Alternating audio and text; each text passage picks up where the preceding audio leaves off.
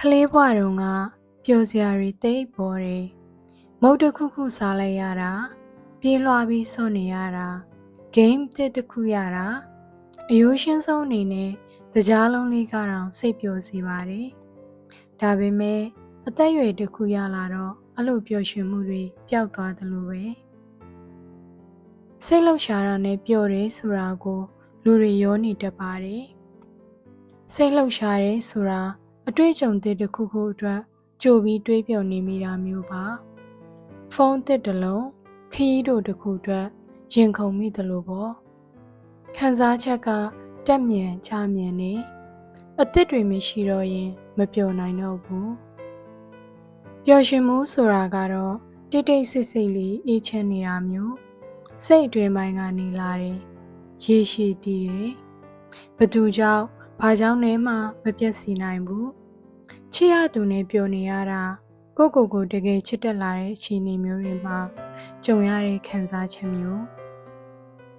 ပျော်ရွှင်မှုကမီးအိမ်ဆိုရင်စိတ်လှုပ်ရှားမှုကမီးတောက်တစ်ခုပဲ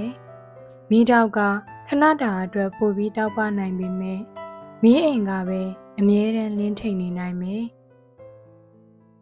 ကြီးလာတဲ့အခါငယ်ငယ်တုန်းကလိုကိစ္စသေးသေးလေးတွေကိုပျော်စရာလို့မမြင်တော့တာဘာလို့လဲလူတွေကစိတ်လှုပ်ရှားစရာတွေကိုပဲပို့ပြီးစူးစမ်းချင်လာတယ်။တစ်ခုပြီးတစ်ခုနောက်လိုက်ရင်မပြီးနိုင်တဲ့တောက်တမှုတွေအတွက်ဖြည့်ဆည်းဖို့ကြိုးစားတယ်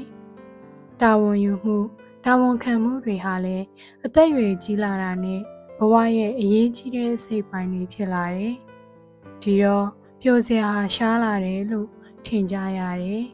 ။စိတ်လှုပ်ရှားတာမျိုးမဟုတ်ပဲအေးအေးချမ်းချမ်းလေးနဲ့ပျော်ရွှင်ခြင်းရင်စိတ်လှုပ်ရှားစရာတွေနောက်ပဲလိုက်နေမိလားဆိုတာသတိထားရမယ်။ကိုလည်းတခြားသူတွေနဲ့မနှိုင်းပါနဲ့။ကိုပိုတန်မိုးထားပါ။ကိုအတွက်ကြီးမဟုတ်ပဲအခြားသူတွေအတွက်လည်းအကူအညီဖြစ်ပါစေ။မပျော်တဲ့အခါအခြားသူကိုပျော်အောင်လုပ်ပေးလိုက်ပါဆိုသလိုမျိုးလေ။ပျော်ရွှင်မှုကိုပြင်ပမှာရှာမဲ့အစားကိုယ်စိတ်ရဲ့အနက်ရှိုင်ဆုံးထိသွားပြီးရှာကြည့်ပါ